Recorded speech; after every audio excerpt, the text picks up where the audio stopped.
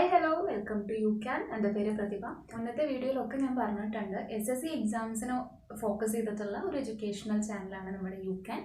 അപ്പോൾ ഇപ്പോൾ കഴിഞ്ഞ കുറച്ച് ക്ലാസ്സുകളായിട്ട് നമ്മൾ പേഴ്സൻറ്റേജ് ആണ് പഠിച്ചുകൊണ്ടിരിക്കേണ്ടത്. അപ്പോൾ ഇന്നും പേഴ്സൻറ്റേജിൻ്റെ കണ്ടിന്യൂവേഷൻ തന്നെയാണ്. അപ്പോൾ ടോപ്പിക് ഇതാണ്, പേഴ്സൻറ്റേജ് ഇൻക്രീസ് ആൻഡ് ഡിക്രീസ്. അപ്പോൾ ഈ ടോപ്പിക്കിൻ്റെ ഇമ്പോർട്ടൻസ് എന്താണെന്ന് വിചാരിച്ചാൽ, ഇത് എവിടേക്കാണ് ആവശ്യം വരിക, എന്തിനാണ് പഠിക്കണേന്ന് വിചാരിച്ചു കഴിഞ്ഞാൽ, സപ്പോസ് ക്വസ്റ്റ്യൻ ഇതാണ്, a number increased by 37.5% gives 33.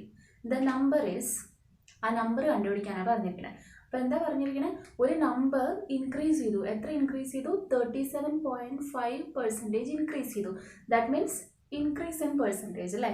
അപ്പോൾ നമുക്ക് 33 കിട്ടി. അങ്ങനെയാണെങ്കിൽ ആ നമ്പർ എത്ര, അതായത് ആ നമ്പർ എത്ര എന്ന് ചോദിച്ചു കഴിഞ്ഞാൽ 100% എത്ര എന്നാണ് ക്വസ്റ്റ്യൻ. സോ ഇങ്ങനത്തെ ക്വസ്റ്റ്യൻസ് ഒക്കെ ചോദിക്കുമ്പോഴാണ് ഈ പെർസെൻറ്റേജ് ഇൻക്രീസ് അല്ലെങ്കിൽ ഡിക്രീസ് ആ ഒരു ടോപ്പിക്കിൻ്റെ ഇമ്പോർട്ടൻസ് വരുന്നത്. അപ്പോൾ ഈ ക്വസ്റ്റ്യൻ ചെയ്യുന്നതിന് മുന്നേ ഇതെങ്ങനെയാണ് ചെയ്യേണ്ടത്, ഈ ടൈപ്പ് ഓഫ് ക്വസ്റ്റ്യൻസ് എങ്ങനെ ചെയ്യേണ്ടത് എന്നുള്ളത് നമുക്ക് നോക്കാം. സോ എന്താണ് ഈ പെർസെൻറ്റേജ് ഇൻക്രീസ് എന്നുള്ളത് ആദ്യം നമുക്ക് നോക്കാം. സപ്പോസ് ഒരു പേനയുടെ വില 100% ആണ്, അല്ലെങ്കിൽ പേന വേണ്ട, ഒരു ബുക്കിൻ്റെ വില 100% ആണ്. പക്ഷേ ഡ്യൂ ടു സം റീസൺസ് ഈ ബുക്കിൻ്റെ വില 20% ഇൻക്രീസ് ആയി. ഓക്കെ, ബുക്കിൻ്റെ വില പണ്ട് എത്രയായിരുന്നു? 100% ആയിരുന്നു. പക്ഷെ ഇപ്പോൾ 20% ഇൻക്രീസ് ആയി. അങ്ങനെയാണെങ്കിൽ ഇപ്പോൾ ബുക്കിൻ്റെ വില എത്രയായിരിക്കും? പെർസെൻറ്റേജിൽ പറയുകയാണെങ്കിൽ ഇപ്പോൾ ബുക്കിൻ്റെ വില എത്രയായിരിക്കും? ആദ്യത്തെ 100 പ്ലസ് ഇപ്പോഴത്തെ 20 അല്ലേ. സോ നമുക്ക് എന്ത് കിട്ടും? ഇപ്പോൾ ബുക്കിൻ്റെ വില 120% ആയിന്ന് കിട്ടും. ഓക്കെ, ഇതാണ് പെർസെൻറ്റേജ് ഇൻക്രീസ് എന്ന് പറയുന്നത്. ഇനി സപ്പോസ് മുന്നേ ബുക്കിൻ്റെ വില 100% ആയിരുന്നു, പക്ഷെ അതിന് ഒരു മാസം ശേഷം ബുക്കിൻ്റെ വില ഒരു 30% കുറഞ്ഞു എന്ന് വിചാരിക്കാം. എത്ര കുറഞ്ഞു? 30% കുറഞ്ഞു. അങ്ങനെയാണെങ്കിൽ ഇപ്പോൾ ലേറ്റസ്റ്റ് ആയിട്ട് ആ ബുക്കിൻ്റെ വില എന്തായിരിക്കും? കാരണം അത് എന്താണ്, ഡിക്രീസ് ആണല്ലേ ഉണ്ടായിരിക്കുന്നത്. അപ്പോൾ എന്താ ചെയ്യേണ്ടത്?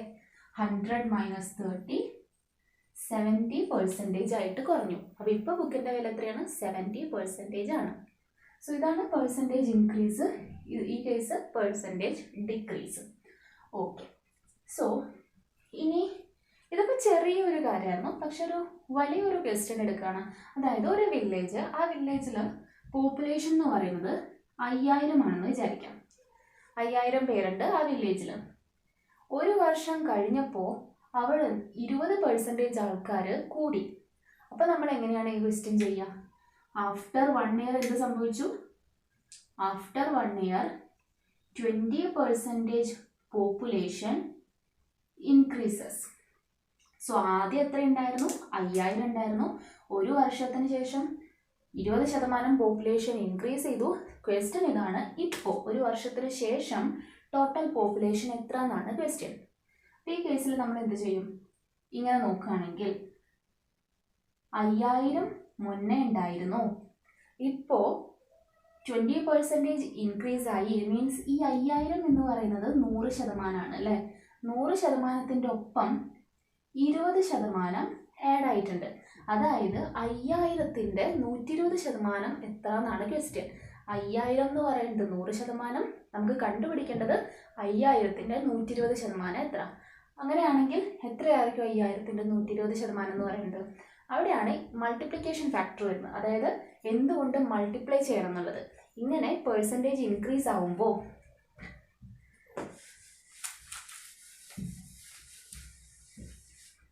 സപ്പോസ് പെർസെൻറ്റേജ് ഇൻക്രീസ് എന്ന് പറയുന്നത്,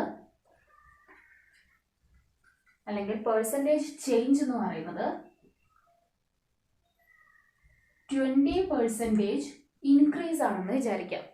അങ്ങനെയാണെങ്കിൽ ഈ കേസ് കേട്ടോ, അങ്ങനെയാണെങ്കിൽ നമുക്ക് മൾട്ടിപ്ലൈ ചെയ്യണ്ടേ. അതായത് നമുക്ക് ഇപ്പോൾ ഇവിടുത്തെ പോപ്പുലേഷൻ കണ്ടുപിടിക്കാൻ വേണ്ടി നമ്മൾ എന്ത് ചെയ്യും?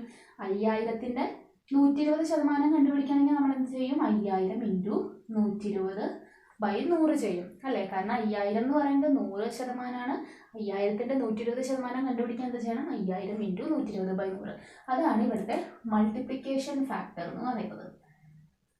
നമ്മളങ്ങനെ മൾട്ടിപ്ലൈ ചെയ്തിട്ടാണ് പെർസെൻറ്റേജ് കണ്ടുപിടിക്കാം. സോ 20% ഇൻക്രീസ് ആയെന്നുണ്ടെങ്കിൽ അവിടുത്തെ മൾട്ടിപ്ലിക്കേഷൻ ഫാക്ടർ എന്തായിരിക്കും? 120/100 ആയിരിക്കും അല്ലേ. കാരണം ആദ്യത്തെ 100 പ്ലസ് 20. സോ എത്ര കിട്ടും? 120/100. അതായത് final by initial. Final by initial, ഇതാണ് മൾട്ടിപ്ലിക്കേഷൻ ഫാക്ടർ എന്ന് പറയുന്നത്. Final by initial. So 20% increase ചെയ്തപ്പോൾ 120/100 ആണ് മൾട്ടിപ്ലിക്കേഷൻ ഫാക്ടർ. 20% ഡിക്രീസ് ആണെന്നുണ്ടെങ്കിൽ എന്തായിരിക്കും multiplication factor? Final by initial ആണ് മൾട്ടിപ്ലിക്കേഷൻ ഫാക്ടർ. സോ ഇനീഷ്യൽ എന്താണ്? ഇനീഷ്യൽ എപ്പോഴും എന്തായിരിക്കും? 100% ആയിരിക്കും. സോ 100. ഫൈനൽ എന്താണ്? ഫൈനൽ എന്ന് പറയുന്നത് ആദ്യം 100 ഉണ്ടായിരുന്നു, പക്ഷെ ഇപ്പൊ 20 ഡിക്രീസ് ആയി. അതായത് ഇപ്പൊ എത്രയുണ്ട്? 80% അല്ലേ? സോ 80 ആണ് ഫൈനൽ എന്ന് പറയുന്നത്. ഇനീഷ്യൽ 100. ഓക്കെ. ഇനി 30% ആണ് ഇൻക്രീസ് എന്നുണ്ടെങ്കിൽ എന്തായിരിക്കും മൾട്ടിപ്ലിക്കേഷൻ ഫാക്ടർ? ഇനീഷ്യൽ എന്ന് പറയുന്നത് 100 തന്നെ. ഫൈനൽ എന്ന് പറയുന്നത് എന്തായിരിക്കും? ഇപ്പൊ 30% ഇൻക്രീസ് ആയിരിക്കണം. 30% ഇൻക്രീസ് ആയി എന്ന് പറയുമ്പോൾ 100 + 30 130. അപ്പോൾ മൾട്ടിപ്ലിക്കേഷൻ ഫാക്ടർ 130. സോ ഇത് ഇങ്ങനത്തെ ഡയറക്റ്റ് ഈ പെർസെൻറ്റേജിന്റെ കേസിൽ നമ്മൾ ഇതല്ലാതെ ഫ്രാക്ഷൻസ് അങ്ങനത്തെ പെർസെൻറ്റേജ് കണ്ടുപിടിച്ചിട്ടുണ്ട് അല്ലേ? അതായത് 37.5%. സപ്പോസ് 37.5% ആണ് ഇൻക്രീസ് എന്ന് വിചാരിക്കാം. സോ ഇതിന് കറസ്പോണ്ടിങ് ആയിട്ടുള്ള ഫ്രാക്ഷൻ എന്താണ്?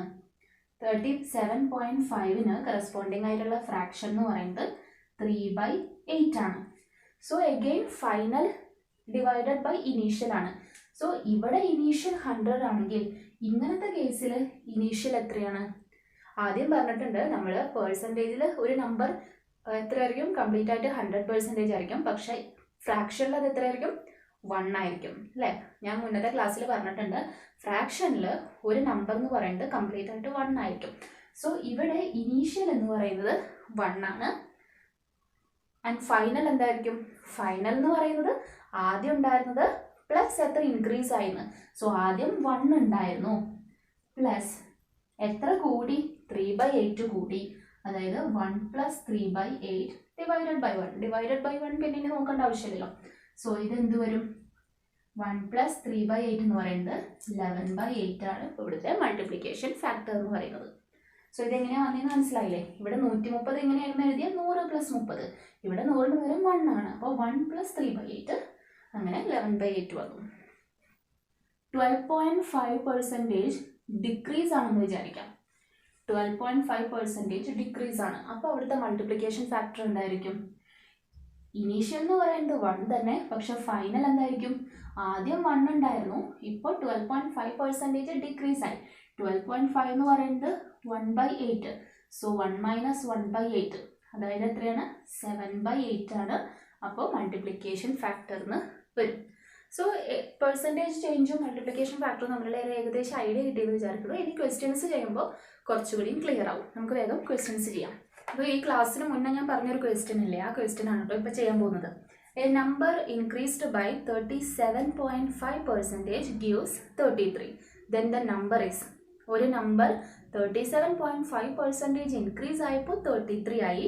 അങ്ങനെയാണെങ്കിൽ ആ നമ്പർ എത്ര എന്നാണ് ക്വസ്റ്റ്യൻ. സോ നമുക്ക് തന്നിട്ടുള്ളത് ആദ്യം എടുത്തെഴുതാം. ഒരു നമ്പർ, ആ നമ്പർ നമുക്ക് ഏതാണെന്ന് അറിയില്ല. സപ്പോസ് ആ നമ്പർ എക്സ് ആണെന്ന് വിചാരിച്ചു. ഈ എക്സ് എത്ര ഇൻക്രീസ് ആയി? 37.5% ഇൻക്രീസ് ആയി. 37.5% എന്ന് പറയുമ്പോൾ ഇത് എത്രയാണ്? 3/8. പക്ഷെ ഇത് ഇൻക്രീസ് ആയതാണ്.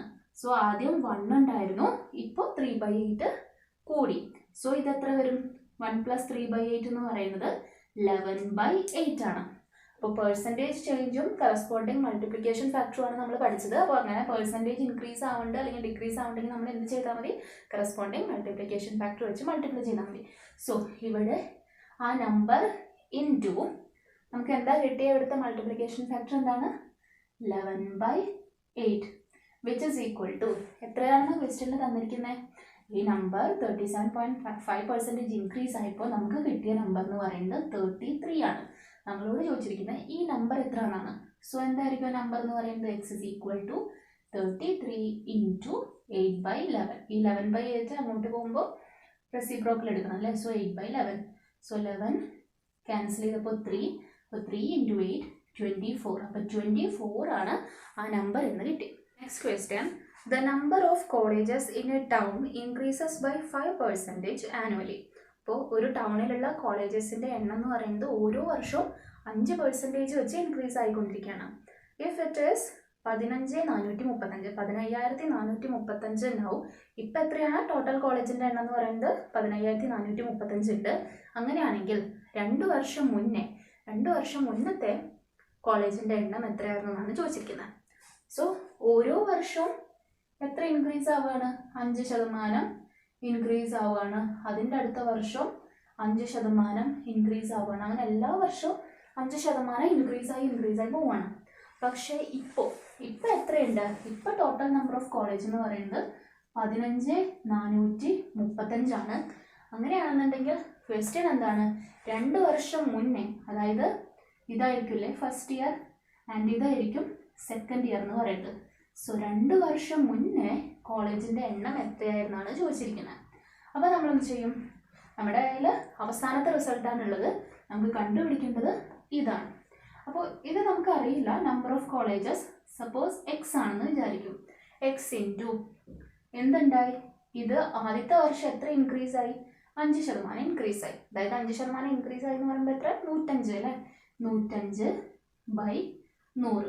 ഇനി അതിൻ്റെ അടുത്ത വർഷം എന്ത് സംഭവിച്ചു? ഈ ടോട്ടലിൻ്റെ എഗെയിൻ 5%. അപ്പോൾ again 105/100 which is equal to എന്താണെന്ന് ക്വസ്റ്റ്യനിൽ തന്നിട്ടുണ്ട്? 15,435 ആണെന്ന് പറഞ്ഞിട്ട്. ഇതിന് മുന്നേ ഒക്കെ ആക്ച്വലി 5% ഇൻക്രീസ് അങ്ങനെ സംഭവിച്ചിട്ടുണ്ട് കേട്ടോ. പക്ഷെ നമുക്ക് ജസ്റ്റ് ഇപ്പോൾ 2 വർഷത്തെ കാര്യം ചോദിച്ചിട്ടുള്ളൂ. അതുകൊണ്ടാണ് ഇങ്ങനെ ചെയ്തിരിക്കണേ. ഇപ്പോൾ നമ്മുടെ അടുത്ത് ഇത് 3rd ഇയർ ആണല്ലേ. സോ നമ്മളുടെ അടുത്ത് 3 വർഷം മുന്നത്തെ കാര്യം ചോദിച്ചിരുന്നുണ്ടെങ്കിൽ ഇവിടെ ഒരു 105/100 കൂടെയും വരുമായിരുന്നു. ഓക്കെ, നമ്മൾ കണ്ടുപിടിക്കുന്നത് ഈ എക്സിൻ്റെ വാല്യൂ ആണ്. എക്സിൻ്റെ വാല്യൂ കണ്ടുപിടിക്കുക എന്ത് ചെയ്താൽ മതി? ഇവരെയൊക്കെ അപ്പുറത്തേക്ക് കൊണ്ടുപോകണം അല്ലേ. സോ 15,435 ഇൻറ്റു ഈ 105/100 എന്നുള്ളത് ക്യാൻസൽ ചെയ്ത് കളയുമ്പോൾ 21/20 ആവും. ആൻഡ് അത് അങ്ങോട്ട് പോകുമ്പോൾ എന്ത് വരും? 20/21 ഇൻറ്റു 20/21 എന്ന് വരും. ഓക്കെ, ഇനി 21 നമുക്കിവിടെ ക്യാൻസൽ ചെയ്ത് കളയാം. 15,435 ക്യാൻസൽ ചെയ്ത് കളയാം. അങ്ങനെ ലാസ്റ്റ് സോൾവ് ചെയ്യുമ്പോൾ വരുന്ന ആൻസർ എന്താണ്? നമുക്ക് 14,000 കിട്ടും. ഇത് നിങ്ങൾ കാൽക്കുലേറ്റ് ചെയ്താൽ മതി കേട്ടോ. അപ്പോൾ 2 വർഷത്തിന് മുന്നേ എത്ര കോളേജസ് ഉണ്ടായിരുന്നു? 14,000 കോളേജസ് ആണ് ഉണ്ടായിരുന്നത്. അത് 2 വർഷത്തിന് ശേഷമായപ്പോൾ എത്ര ഇൻക്രീസ് ആയി? 15,435 മാറി. So last question, the value of machine depreciates at the rate of 16% per annum. If the price of a new machine is 62,500, its value after 3 years will be. So എന്താ പറഞ്ഞിരിക്കണേ? The value of machine ഡിപ്രീഷിയേറ്റ്സ് എന്ന് വെച്ച് കഴിഞ്ഞാൽ വില കുറയാണ്. ഡിപ്രീഷിയേറ്റ്സ് എന്ന് വെച്ചാൽ എന്താ? Decrease ആവുക. വില കുറയുന്നുണ്ട് മെഷീൻ്റെ. എത്ര കുറയുന്നുണ്ട്? ഓരോ വർഷവും 16% വെച്ച് ഒരു മെഷീൻ്റെ വില കുറഞ്ഞുകൊണ്ടിരിക്കുകയാണ്. ഓക്കെ, അങ്ങനെയാണെങ്കിൽ ഇപ്പം നമ്മുടെ കയ്യിലുള്ള ഒരു മെഷീൻ്റെ വില എന്ന് പറയുന്നത് 62,500 ആണ്. ഓക്കെ, 62,500 ആണ് ഇപ്പോൾ മെഷീൻ്റെ വില. ഓരോ വർഷവും 16% വെച്ച് ഈ വില കുറഞ്ഞുകൊണ്ടിരിക്കും. അങ്ങനെയാണെങ്കിൽ 3 വർഷം കഴിയുമ്പോൾ ഇതിൻ്റെ വില എത്രയാവുന്നു? അപ്പോൾ ഇതിൻ്റെ വില കൂടുമോ അതോ കുറയുമോ? 3 വർഷം കഴിയുമ്പോൾ കുറയും അല്ലേ. കാരണം ഓരോ വർഷം എന്താണ്? ഡിക്രീസ് ആയിക്കൊണ്ടിരിക്കുകയാണ് വാല്യൂ എന്ന് പറയുന്നത്. 62,500 കുറഞ്ഞുകൊണ്ടിരിക്കുകയാണ്. അപ്പോൾ 3 വർഷം എന്ന് പറയുമ്പോൾ മെഷീൻ്റെ വില നല്ലോണം കുറയും. സോ ആ കുറഞ്ഞ വില എത്ര? 3 വർഷം കഴിഞ്ഞപ്പോൾ ഉള്ള മെഷീൻ്റെ വില എത്ര എന്നാണ് ക്വസ്റ്റ്യൻ. സോ എന്ത് ചെയ്യണം? ഇപ്പോൾ നമ്മുടെ കയ്യിൽ 62,500 ഉണ്ട്. ഇൻറ്റു ആദ്യത്തെ വർഷം എത്ര കുറഞ്ഞു? 16% കുറഞ്ഞു അല്ലേ. സോ ഇതെന്ന് പറയുന്നത് 100% ആയിരുന്നു. 100%ത്തിൽ നിന്ന് 16 കുറഞ്ഞു എന്ന് പറയുമ്പോൾ 100 - 16 84. സോ ആദ്യത്തെ വർഷത്തെ എന്തായി വില? മെഷീൻ്റെ വില എന്ന് പറയുന്നത് 84/100. ഇതാണ് ഒന്നാമത്തെ വർഷം മെഷീൻ്റെ വില എന്ന് പറയുന്നത്. ഇനി രണ്ടാമത്തെ വർഷം വീണ്ടും 16% കുറയും. അത് ഈ 62,500ൻ്റെ 16% അല്ല കുറയുന്നത്. 62,500 ഇൻറ്റു 84/100 അതിൻ്റെ 16% വീണ്ടും കുറയും. അതായത് നമ്മൾ വീണ്ടും എന്ത് മൾട്ടിപ്ലൈ ചെയ്യണം?